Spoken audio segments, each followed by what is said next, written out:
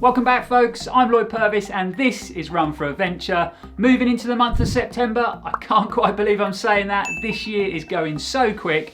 We thought it'd be perfect opportunity to have a look back at some of the shoes that we've been running and testing and reviewing at the channel, and we'd pick out our top 5 running shoes so far for 2020. So let's dive straight in with number 5.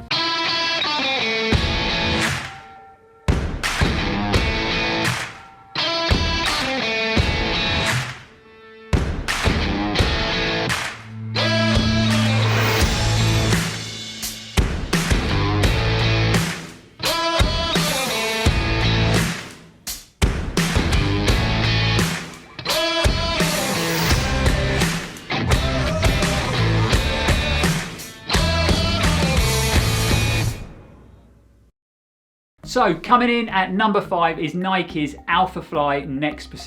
This shoe had to make it into our top 5, not necessarily based on performance, but based on the fact that it's full of crazy tech and amazing advancements when it comes to running shoe technology. It feels like no other shoe that I've ever run in. Yes, it was overhyped and overpriced, but it really is pushing the boundaries when it comes to running shoe technology, and that has to be a good thing. I must be honest, I'm not totally convinced when it comes down to the performance of the Alphafly Next, but to be fair, I've only tested the shoe over short distances, and it really needs to go over a longer effort, a longer distance. So hopefully come October, I'm going to be pacing a few friends to a sub 3 hour marathon, so we'll get a real good test in this shoe in the environment that it's designed for, so we'll have a really good idea on how this shoe performs when it comes to efficiency over distance. This shoe really does put a big smile on my face every time I put it on. It just feels so different to all the other shoes that I run in. You get it on your foot, you've got them air zoom pods under your forefoot that are super bouncy and springy,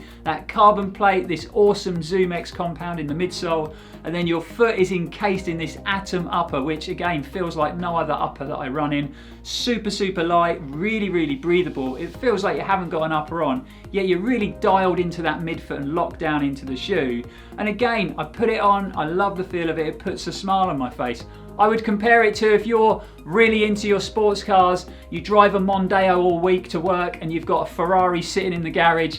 Come the weekend, the sun comes out, you open the garage, you pull that Ferrari out, and it feels so different to your Mondeo. The sounds, the smell, the performance, the feel of that leather inside the car. This is what the Alphafly Next replicates for me. I put it on and it just feels so different. So for that reason alone, it had to make it into our top 5, and it's going to be super interesting to see what we can do come October, pushing this shoe over marathon distance. So that is number 5 on the list, but let's take a look at what came in at number 4. In at number 4 on our top 5 is the awesome Kinvara 11. This is probably the shoe that has surprised me the most this year. I spent a lot of time throughout the years running in the Kinvara models, and I always remembered them being a shoe that was, pretty stripped back, great for sort of race day efforts, 5Ks, 10Ks, or a bit of speed work, things like that. And I soon found out with the Kinvara 11 that they've actually turned it into a much better multi-purpose running shoe. It's a bit plusher, it's a bit more cushioned. Yes, it is a little bit heavier, but I think it was worthwhile adding that weight because it's just made it a better all-round shoe. So it's got that really good balance, really nice weighted running shoe. Then you've got that Power Run midsole with that Power Run Plus top sole. So again, when you're doing your longer efforts, recovery runs, or just daily, weekly mileage, it's very comfortable, this shoe. But then when you up the pace, super responsive, lots of ground feel, it's a very quick shoe. I honestly think the difference between this and the Endorphin Speed, they're pretty close when it comes to performance and running quickly in them. They feel very similar. You've then got that really nicely put together upper that's very comfortable. You've got nice width in the toe, really locked in and dialed into that midfoot. I think a lot of that comes from the gusseted tongue in the shoe. It's quite a thick tongue, which I normally don't like in running shoes at all, and I've mentioned that before on the channel. But for some reason, it works really well and makes the shoe very comfortable around the midfoot when it comes to the Kinvara 11. Really locked into that heel. So all-round performance of this shoe has just impressed me on every level. I've done lots and lots of mileage in it, that's for sure. And we did have the issue with a few of the overlays coming off the shoe. I think it was a bit of a manufacturing issue with this shoe. I haven't heard any other people saying that.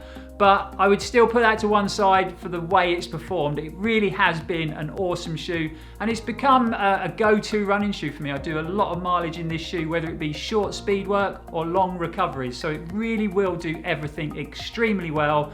So for that reason alone, it had to make it into our top 5. So number 4 on our list is the Saucony Kinvara 11. Yep, that's right. Coming in at number 3, it is Saucony's Endorphin Speed, and I've been really impressed with the way this shoe performs so far. It's great when a running shoe gets really hyped by the manufacturers. You always worry it's going to be overhyped and it's not going to live up to your expectations, but this shoe really has.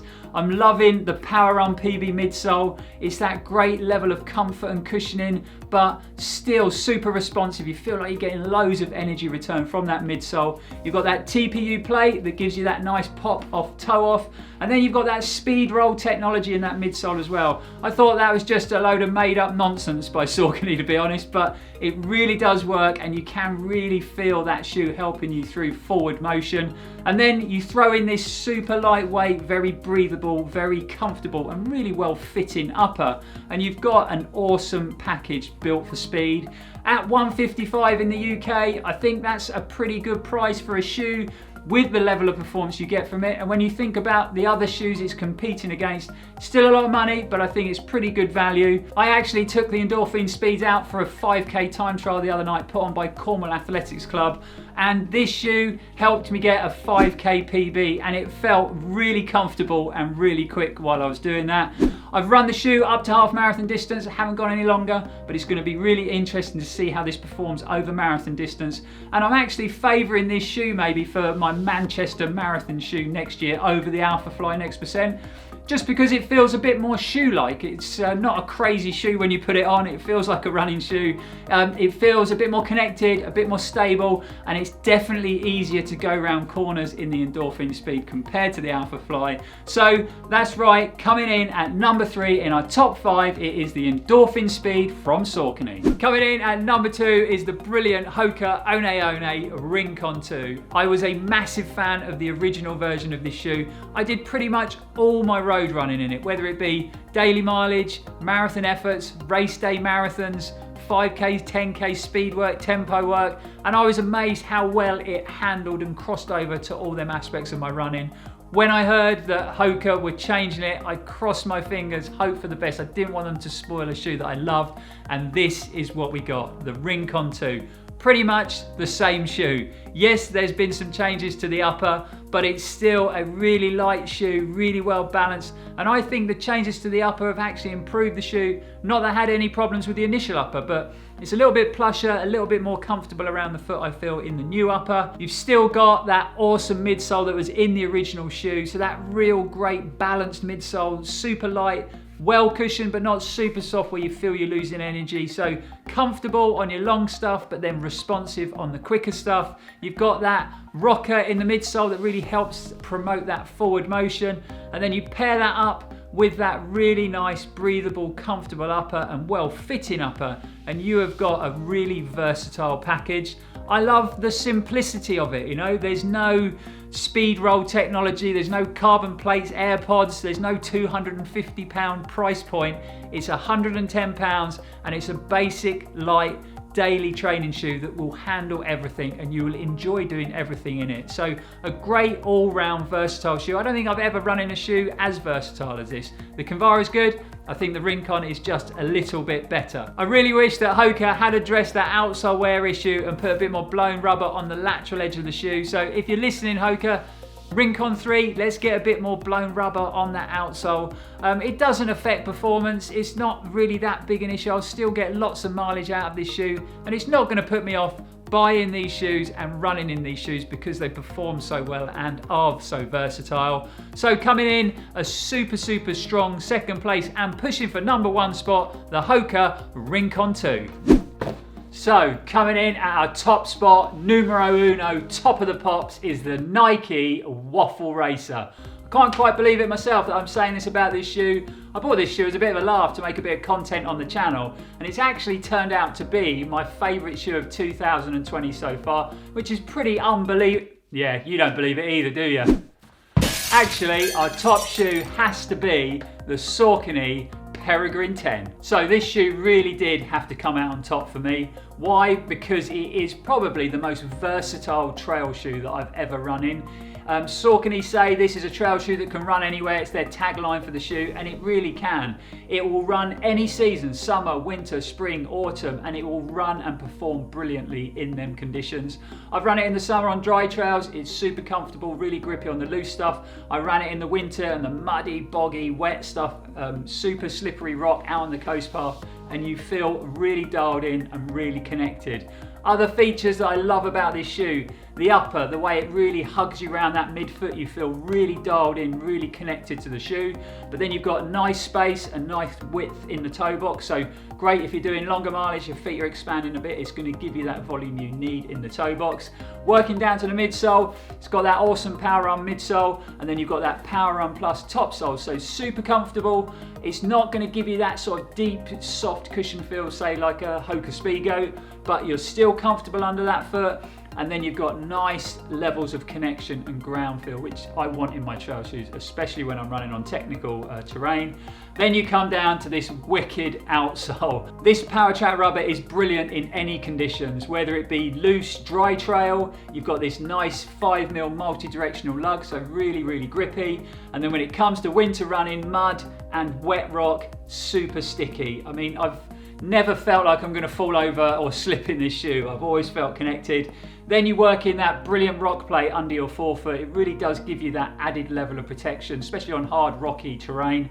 A lot of other shoes would really benefit from having a similar feature. So when you pair all them things together, you have just got one awesome performing trail shoe. And then we got to talk durability. You know, this shoe has done over 300 miles. The outsole is holding up brilliantly. There's a little bit of wear on the outside of the heel. Apart from that, it looks as good as new. And the upper looks untouched. There's not a mark on it, and like I say, I've done 300 miles plus in some pretty tough, challenging conditions. So this shoe, I'll be wearing it in the arc of attrition next year. I know it doesn't matter what conditions, what weather we get for the arc, this shoe is going to keep me on my feet, that's for sure. I'm sure if you follow the channel, you're probably fed up of me harping on about how good this trail shoe is, but it really has impressed me on every level. We've had a lot of positive feedback from our viewers as well. A lot of the viewers who watched our reviews and then went out and purchased a pair of the Peregrine 10s. Again, super, super positive about the shoe, the fit, the grip, the durability of the shoe. So it's not just me, a lot of the viewers are loving this shoe as well. So it had to come out in top spot. So coming in at number 1 in our running shoes of 2020 so far is the awesome Saucony Peregrine 10. So that is a wrap on our top 5 shoes for 2020 so far. Really hope you enjoyed it, guys. Hope you enjoyed a bit of an insight into the shoes that have really impressed us so far this year. We've left links in the description for all the shoes that are featured in the top 5 if you want to find out any more information. Don't forget, you can also follow us on our other social media platforms, whether it be Instagram, Facebook or Strava. We've also still got that competition running where you can win some awesome Super Sparrow insulated drinks bottles. We've left, again, all the information how to enter that competition in the description below. Go and check it out, guys. Get involved, get in the mix. There's some awesome prizes up for grabs. But thanks for watching, guys. We will see you in the next video. And as always, stay safe and keep on running.